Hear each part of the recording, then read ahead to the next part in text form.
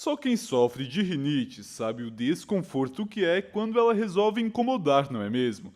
Mas diferente do que muitos pensam, a doença não é apenas uma irritaçãozinha no nariz. O problema vai bem mais além. Este otorrinolaringologista explica que existem dois tipos de rinites e que uma é mais comum que se ataque no inverno. E como rinite, né, a gente define como uma inflamação da mucosa nasal e sinusite, uma inflamação dos seios paranasais, que são uma extensão desse nariz.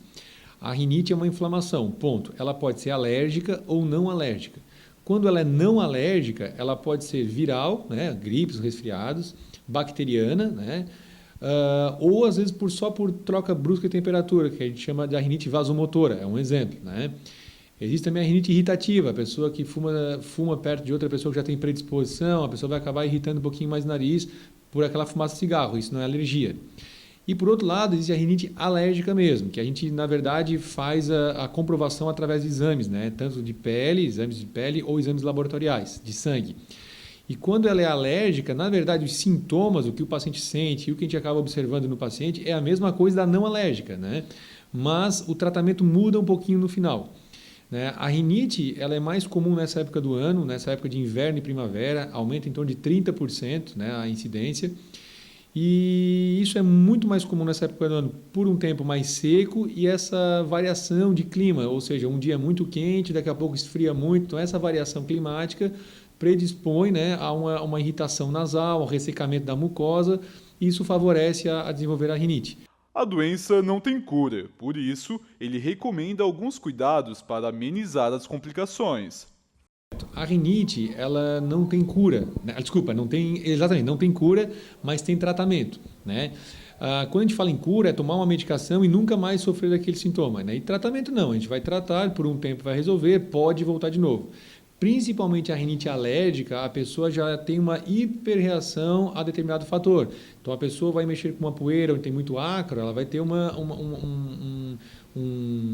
resposta muito alta comparada àquela pessoa que não tem, certo? Então, como tratamento, a primeira medida que a gente orienta para todos os pacientes que tenham rinite, né, é primeiro assim, andar num ambiente que seja um pouco mais úmido, né, não um ambiente tão seco. Né? Um ambiente que não acumule tanta poeira. Então, em casa, as mães, né, trocar a roupa de cama toda semana, botar o travesseiro no sol. Alguns casos, a gente recomenda algumas capas para travesseiro e capa para colchão, para proteger o acúmulo de ácaro nessas regiões. Lavagens com soro fisiológico nasal é extremamente importante, porque tu mantém a tua mucosa nasal hidratada e diminui a chance de acumular secreções e diminui a chance de ressecamento dessa mucosa nasal. Então, isso diminui a propensão para ter outras infecções, enfim. O médico ainda destaca a importância de respirar bem pelo nariz, o que, segundo ele, evita outros problemas de saúde. O nariz ele tem algumas funções. A função de filtrar o ar, a função de aquecer, umidificar e nos dar o olfato, certo? Então, quando a pessoa não tem o nariz funcionante, né, ela perde todas essas quatro funções. Né? E quem não respira bem pelo nariz, como eu falei anteriormente, tem maior predisposição a fazer sinusites, a fazer infecções nasais recorrentes e até ter essas rinites também com mais intensidade. E isso abaixa muito a qualidade da pessoa, porque a pessoa que respira mal, ela dorme pior, ela acorda de boca seca, porque respira mal pelo nariz, consequentemente vai ter mais dor de garganta, né? Acorda mais irritada, porque é uma noite mal dormida, então quem dorme mal fragmenta mais o sono, então acorda várias vezes à noite. Então, a importância de respirar bem pelo nariz é fazer com que o nariz faça a sua função mesmo. A gente foi feito para respirar pelo nariz, se alimentar e se comunicar pela boca, né? E falar.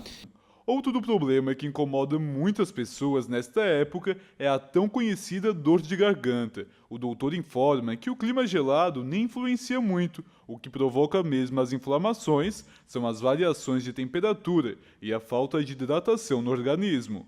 Fatores, né? De novo, quem respira no inverno é mais comum ter as rinites e as obstruções nasais, então a pessoa respira mal pelo nariz e acaba dormindo de boca aberta e ressecando muito a garganta, predispondo a inflamações, né?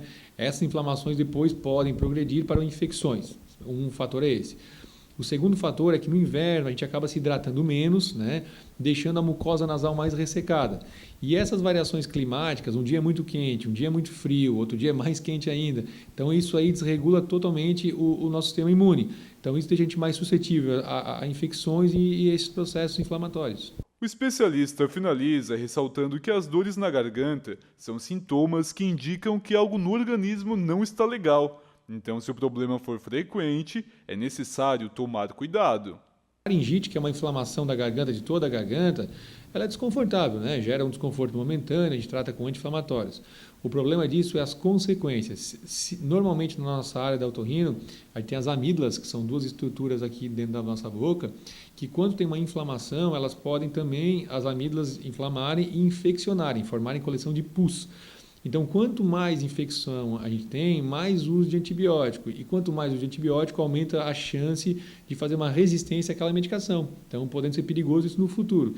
É muito comum crianças ou adultos, né, terem amidalite de repetição, 3, 4 vezes por ano. Nessas situações, a gente recomenda cirurgia. Para quê? Para evitar o uso excessivo de antibiótico ou que essa infecção aqui na garganta ela se propague para outras regiões, no pescoço, na face, enfim. Então, tem que ter esse cuidado, né?